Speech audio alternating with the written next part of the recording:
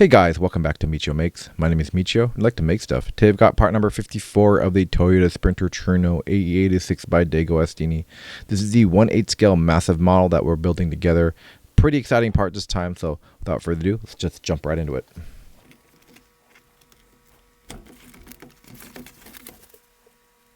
Alright, starting out, we've got our cover here. We've got our frames back. Put that up to the side. And oh, looky here. We have a steering wheel. Awesome, awesome. Before we take and open this part, we'll go ahead and take a look at the book real quick. Okay, let's take a look at the book and see what it's got for us. Now, I did kind of cheat a little bit, and I did Google Translate this because I really couldn't understand what the whole deal is with the section, but I'll let you do Google search real quick too as well, or Google Translate if you'd like to read about that. But this is actually about nicknames and how kind of cars got their nicknames. Obviously the 86 has a pretty unique name just because of the chassis code, because of the year it was really produced and really kind of got famous. And then you've got other examples that they did here. So I'll let you guys read about the history of nicknames in these cars and how they kind of evolved. So go ahead and pause the video as you would like. I'll try to make sure I get everything in the frame for you, and it's not blurry, so my apologies. Oh man, it's like really blurry. I'm sorry.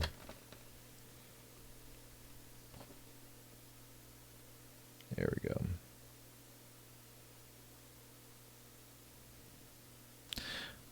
It's funny, you got Daruma, like the little dolls. I mean, for the Corona, 57 Corona. Yotohachi, sports suit. I don't know what that is. The 800. And then they had this Shiroi crown, so like the white crown here for maybe a crown, Toyota crown. But no, I'll let you guys read it and see if you find that interesting. You know, obviously Toyota has a very, very vast and rich history of vehicles, so they have so many different vehicles that they've produced and have obviously a ton of different names and nicknames too as well. But it's like we jump right into our part, and you can see we are getting really into our iconic steering wheel. And check this out. Looks like we're installing levers too as well. So that's a turn signal too as well. Got the really nice steering wheel. We'll take a good hard look at that. Installing the shaft too as well. And this looks like a really short part. So, and then if you want, and I do have this, I'm going to install the OEM one right now, but I do have the sports kind of nardy looking steering wheel too as well, with the kind of extended hub. I am not going to be installing that just yet because I know you can. You got the horn button there too, but I'm going to just install the OEM one right now because I do like the look of them. And then later on, if I'd say, you know what, would prefer to have the OEM one, we'll go and do that. So we'll go ahead and open this up real quick. Give me 1 second.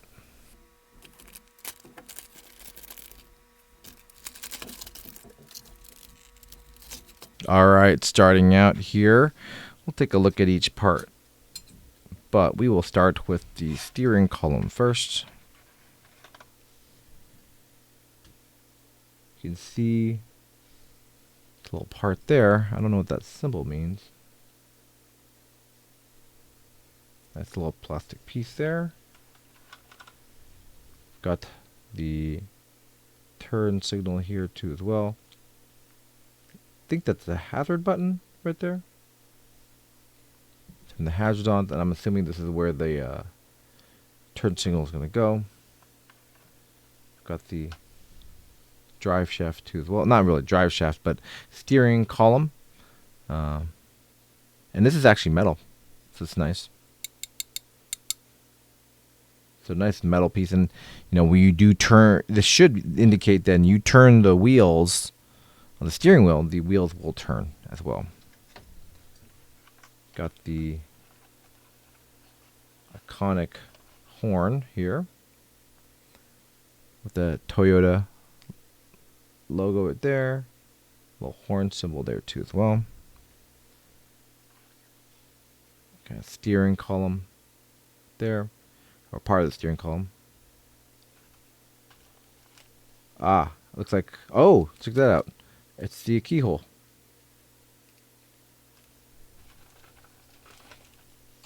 We're going to look at that steering wheel last, but we've got some CM screws and some AP screws here. And the steering wheel. Oh, wow. Yep, I knew it. Let's zoom in real quick so you guys can take a look at the detail. I knew it. This is metal. Beautifully finished. Nice and beefy too. It's this solid piece, it looks like too as well. But you can definitely tell it's not the kind of sportier end because of how deep it is. The sportier one's usually a more flat kind of racing wheel. But you can tell just the fact that it's got these kind of, even the ridges on the back for your fingers, just kind of shows the model detail and how kind of nice this model is. Because they could have easily just said, you know what, we're not going to put that kind of detail in, but they did. And it feels really good. It feels premium. Obviously, this is not leather.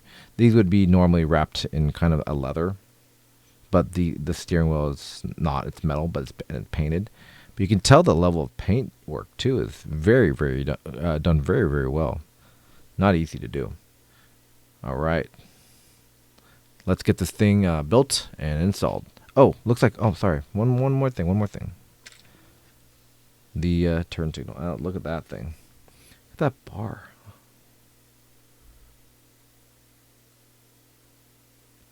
Look at the detail of those arrows on there. This bar is so small, too. That looks so good. I almost missed it.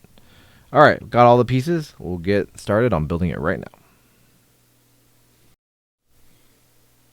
All right, step one is we're actually grabbing this piece here, and then we're taking actually our turn signal there, and I'm just trying to get this oriented properly. And we're going to stick it right in this hole right here. Looks like it's supposed to come up through this side. Oops, do I have it upside down? I do have it upside down. Wait, do I have it upside down? Ah, just like this. Yep, just like that. Sorry, I had to kind of compare the pictures. It is indentated here. You can kind of see that right there, the indentation. But it was kind of confusing. So I'm going to go ahead and just place that right in there. And it looks like we're going to grab an AP screw to secure that down.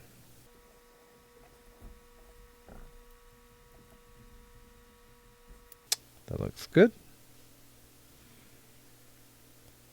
Next step, we're actually taking the keyhole that we have here,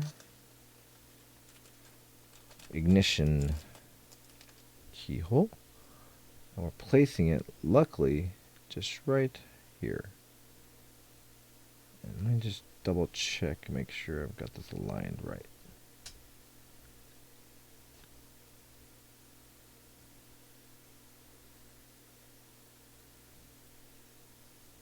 Just like that, yeah. There's a little bit, you can see there's a little difference in how this is kind of shaped at the bottom, and that's what they actually call out, saying, hey, make sure this is set just like that or it's not going to fit. All right, well, not closing that up yet. We are actually installing the steering column here. So this piece goes right in here, like so. See, there's a hole here. It's kind of hard to see, but there's a hole right here. See that? And we are making sure, oops, I get the light on for you too. that this little bump here is going to be in the hole, so it's going to be sticking out just a little bit, just like that. Yep. All right, and then we take this piece here, and we just plop this on top here to make sure everything's aligned. Look at that. Look at this, man.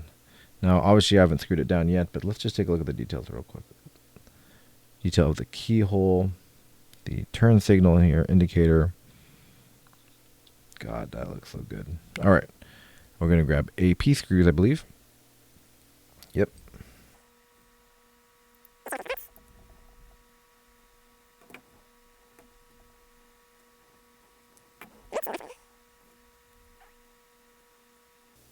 Okay. Let's take a look at that real quick.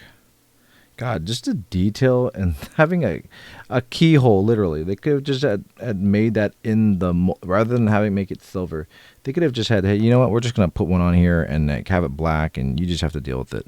No. They were like, nope, we're going to put that detail in. That's so cool. All right, next we are actually taking our steering wheel and we're placing this right back here, just like that. Okay.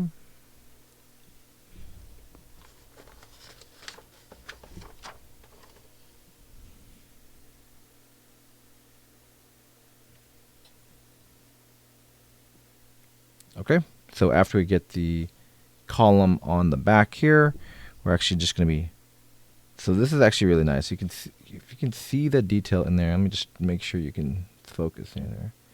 You can see that there is a key, kind of a keyway right there, and actually the shaft in the front is keyed as well. So there's only one way you can get this installed. You're going to put this just where that keyway is, just like that.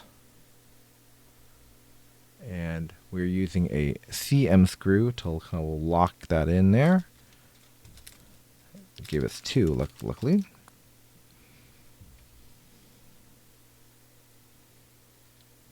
Okay. And we just put this installed right there. You have to kind of hold the shaft to make sure it doesn't spin. We'll make sure you guys can check that out too.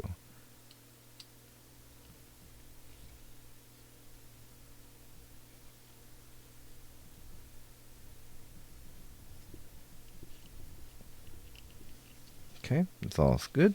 And we take our horn button, place it right on top there. Now I do wish that was a little cleaner right there. You can kind of see that sprue line right there. Yeah. All right, look at that. Steering wheel, let's hold this just like this with the key and the indicator. It looks so cool. Woo! All right. Next, they actually have us grabbing the dash here. We're going to be installing it just right inside there. Slide that in. Okay, put that column there. And we take a couple AP screws.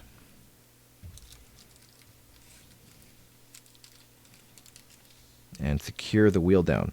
Now, obviously, you know, I do probably need to decide right now, but I'm gonna just install this one right now, whether or not I want to use the GT wheel, whether not GT wheel, but the sport wheel.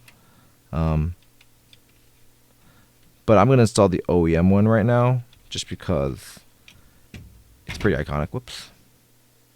And then I will probably install the GT wheel because it's just a sportier look. And all I would need to do is obviously take a few screws out. We're good. But once I connect actually the steering column to the steering, that's kind of locked in because, I mean, it's going to be harder to change this out because you just need to take the screw out and then, yeah, that's really it to change it out. But take a look at that. Let me zoom out real quick. Oh, wow. That's so impressive. That's so cool. Obviously, it's a little bit, you know, not having the dash illuminated, kind of hard to see. But you take a look at this. Let's look at the side profile with the turn indicator. The super small turn indicator there. Let's zoom in so you guys can see the detail. Oh man. If you were just if you framed and cropped this whole thing out, it would be really hard to tell that this is a model and not a real car. Sitting in, forced perspective. Maybe if I even get my hand out the way, and you get a really nice bokeh. I'll get my fingers out of the way too. Does this look like the inside of a 86?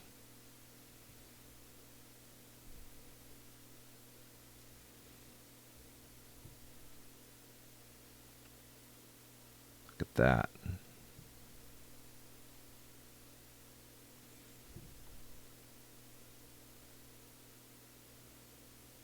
That's so cool. The detail. I love how high quality and how detail oriented these models are.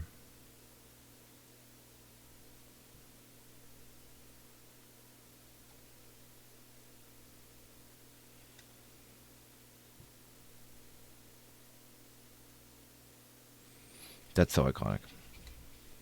And that, installing the wheel, was the last step in part number 54 of the Toyota Sprinter Trueno AE86 by DeAgostini. I want to thank you guys again for joining me today, getting this steering wheel installed. Super short part. They're going to be like that. But I really do appreciate you joining me. If you haven't done it, please give a like and a subscribe. It really helps the channel grow. If you like these videos, I really do like hearing about it. Leave a comment too if you want to know more or have any questions about it. With that though, let's take a look and see what is next in part number 55, which is our halfway point. And if you look, that sure looks like carpet. That sure looks like carpet. I don't know. Yeah, interior. It says interior. Interior. So that might be carpet. That's pretty cool. We're really kind of starting to build it out. But anyways, want to again thank you very much for joining me in part number 54. We'll see you guys in the next one. So please stay tuned for our halfway point in this build. Really do appreciate your time. Please consider liking, subscribing. See you guys in part number 55. Bye for now.